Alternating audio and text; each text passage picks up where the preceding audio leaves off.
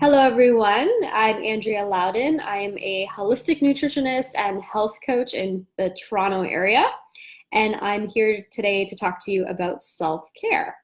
I have 9 things that I've summed up that work for me.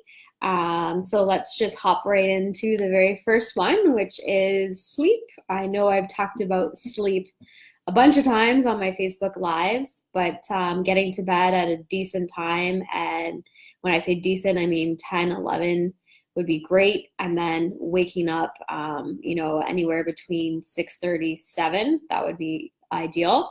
Um, every So if you go to bed after midnight, every hour after midnight is like losing 2 hours of sleep, right? So just keep that in mind. If you are partying on the weekends, allow yourself a little bit of a sleep in tomorrow, or a nap. I'm a big fan of naps. If you have the flexibility in your schedule, I would say go ahead, take a nap. 20 minutes would be great. Anything over 20 minutes might leave you feeling a little bit groggy. So just a heads up. The second one, being a nutritionist, I'm going to say eating well, having whole foods, having your fridge stocked and stuff in the freezer that you can use when you get home late from work. That would be ideal. Or taking, a day on the weekend or a day throughout the week to meal prep.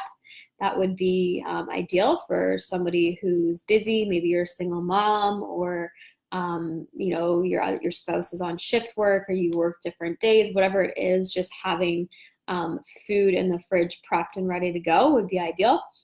The third thing for self-care would be seeing friends, hanging out with them, going for coffees, dinners, even if it's just an hour or two. It doesn't have to be,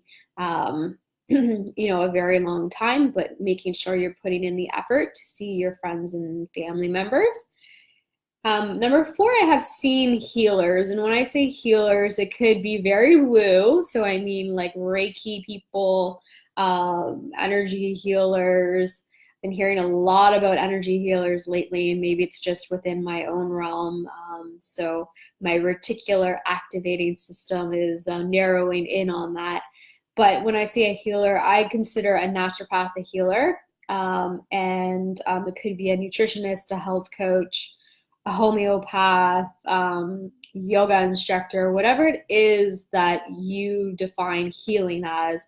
I totally recommend making an appointment to see them on a regular basis just to keep you in alignment. Um, Number 5, I always talk about movement, so exercise. That could look like a variety of different of things. It could be doing some yoga, CrossFit, walking. Today it was sort of sunny out in the morning, so getting that sunshine on your face, the fresh air, going for hikes, that kind of stuff would be great. Or joining a team.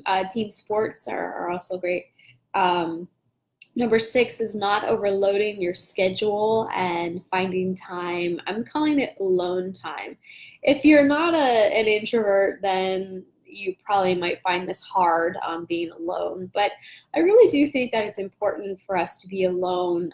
It doesn't have to be for like half the day, but if we can find half an hour to an hour a day where we can just kind of be with ourselves, be with our thoughts, and maybe it's journaling or cook. I love to cook alone. It's kind of like my time. I call it my Zen time in the kitchen, where I may not put on the TV, I may not put on a podcast or whatever it is, and I'm just kind of with myself. So that kind of stuff. It could be busy work as well, like cooking in the kitchen.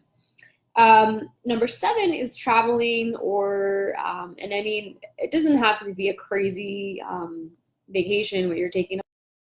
You could do something a little bit more local. If you got kids, going to Niagara Falls or Great Wolf Lodge, that kind of thing, or even just Algonquin, if you like camping or whatever it is, finding something that's away from home where you're in a new environment and it's just sort of a change of scenery. Um, And going back to the healing sides of things, so this is number 8, it's your supplement regime. If you are on a protocol, honor that and follow through with taking your supplements like your naturopath or nutritionist or whoever it is, homeopath, that told you to do. So you paid the money to see them, and you should be having some trust in what they're recommending. So honor that, take the supplements, be consistent with them so that you can heal your body. And number 9 is all about spirituality. So nurturing the things that resonate with you in terms of spirituality. So that could look like meditating, having a bath, maybe it's dancing, being with yourself, like in silence, lighting incense, that kind of stuff is the woo. The woo. We're gonna bring in the woo. So that's the 9th.